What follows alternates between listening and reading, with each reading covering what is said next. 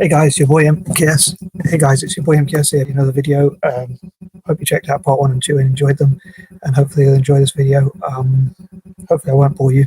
My best not to do so. So anyway, as I've been talking about in part 1 and 2, this is about bringing ancient India together and like sort of building a bridge between China and India, and trying to help them to network that. Excuse me. And I know they've had their and they still have their sort of rivalry. So I hope to end that division. And this is, as I said before in my previous video, part of connecting Pan-Asian networks together, connecting Asia together through Pan-Asianism generally as a political idea. So anyway, I hope you enjoy it, and I'll talk about some more of my ideas, and hopefully tomorrow I'll do like a more fun version, but this is going to be probably a bit more of a serious version. Anyway. Number 21, I hope for all people around the world to learn about Chinese and Indian history, and especially people from China and India and Chinese and Indian backgrounds to learn about each other's history, especially in China. Chinese to learn about Indian history and vice versa. Possibly again have cultural exchanges between them, and also to look at what achievements and inventions and things both China and India have contributed to the world, as I say, through science, inventions, discoveries, and all sorts of great things like that. And I'm not a big fan of culture or tradition, but I think it'd be interesting to learn about culture and tradition in a way. Sorry, that's much I thought. Yeah, and I was going to say, sorry, people from the diaspora as well, supporting China and India generally as well. So maybe even lobbying for like people, including myself, as like part Indian, lobbying for our tax money to go towards our ancestral homelands and things like that. So also like, and how China and India can learn to invest and get education to learn for people in China and India to learn how to invest, and also look at how investment can be brought into China and India and things like that. And again, maybe like have their own Chindian banks and all sorts of things like that, which again hope to come to in the future. On that note, 22, I hope that China and India will look at how they can learn for the future and how they can deal with any potential threats to their economic growth, and help ensure they keep growing and help each other to grow economically, and generally like trade, increase each other's trade. And as the saying goes, everyone needs good neighbours. So I think it'd be great to obviously improve relations, and you can work together against any potential threats of invasion but in the unlikely event of being invaded by European nations or anything like that in the future, or any other threats like training to tackle terrorism or any other threats that they might face, and also like how they can capitalize on in the future and ensure that they capitalize on any new markets or things like that, and learn from each other, and look at how they can continue to grow and share ideas and network together, like Chinese going to India and vice versa, and learning from each other and looking at new ideas and things like that.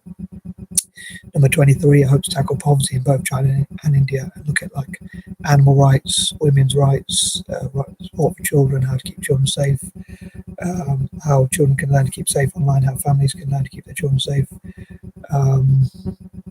possibly how to make roads safer, if that's all possible. I can't quite imagine that, but you never know.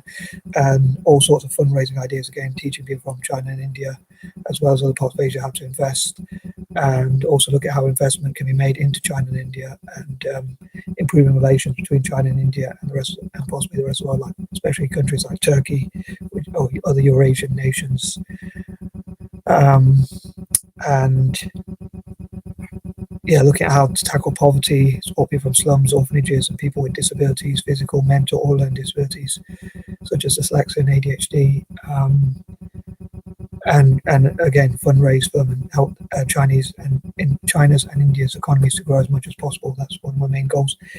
24, I hope to look at how to improve democracy in China, and perhaps what it can learn from India, and also look at how democracy is done in India, and if there's any way it could be improved as well, perhaps, and promoting democracy across Asia as well, and how to increase Pan-Asianism and Pan-Asian networks and connections politically, generally, and how Asian politicians from the diaspora around the world can go to China and India and teach about politics and people to mentor people in China and India as well as the rest of Asia and things like that. 25, I hope they'll look at what they have in common, like say, like both are republics and things like that. 26, both were also colonized, and again, I love them to be part of networks like countries that were divided, like Ireland, which was split into North and Southern Ireland. So I hope the Republic of Ireland will be part of that network. Argentina, India, China, Korea, possibly South, maybe even North Korea. I do a question on that one. But maybe even look at how South and North Korea can come together more as well, as we talk about Pan-Asianism, and in spite of the differences, how they can work together on certain things. As I say, I'd somehow love to increase Pan-Asianism and the Asian answer to imperialism and things like that. And as I say, every country that's been divided or split up, basically to network together with this partnership. As I say, China and India will be part of that as well as other networks. 27, again, I love China and India to thank their sponsors and supporters and anyone who supports them, like any friends of Asia, friends of China, friends of India, and friends of people who support them, and look at how they can thank their allies and things like that, and again work more closely together in all sorts of areas, and also invest in Italian football and Celtic as well, and train with each other and that sort of thing. Number 28, I hope they can look at like I say, turn negatives into positives, negative situations, again, like how they were divided into different countries, like China was divided into Hong Kong, split from Hong Kong, or vice versa, and things like that, and India was partitioned and things like that. So I hope they can turn that to their advantage by make them network together, because they have even more in common. 29, I hope mixed race people, part Asian especially, will support China and India, especially people who are part Chinese, actually called part Indian, especially and particularly Chindians, which I think symbolically could be a great people who are part Chinese and part Indian could be a great way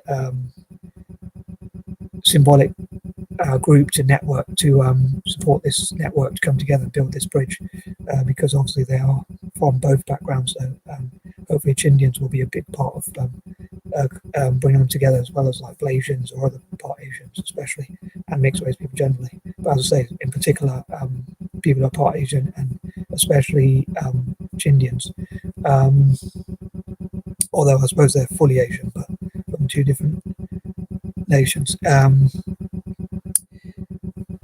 And number 30, I hope to keep coming up with ideas, and again, on Fridays do more like a fun version, and Saturdays probably more of a serious version. This was a fairly serious thing, I think, but I hope to still, like on Friday, maybe have a bit more humour and a bit more fun, and again on Sundays, do as many videos as I can think of. Again, some will be in list form, some will be different.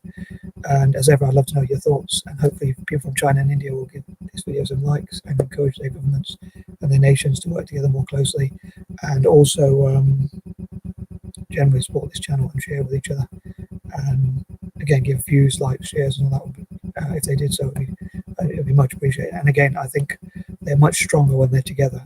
China and India, I think it will mean there's less risk for their growth to slow down, or to face more problems in the future, because they can help each other tackle problems. Like a problem shared is a problem halved, and a solution shared, or a positive thing shared, will probably double, but the negatives will probably be halved if they work together.